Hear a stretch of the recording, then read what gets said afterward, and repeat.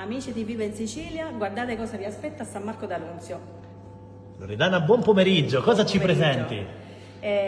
Vi presento dei biscottini da tè, da gustare con il tè ovviamente, dei pasticcini di pasta di mandorle e poi abbiamo delle crostate marmellata e cioccolato, dei biscotti, questi si chiamano baci di dama e occhi di bue.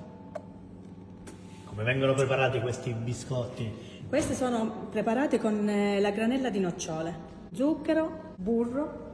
Questi si preparano con la farina, il burro e lo zucchero.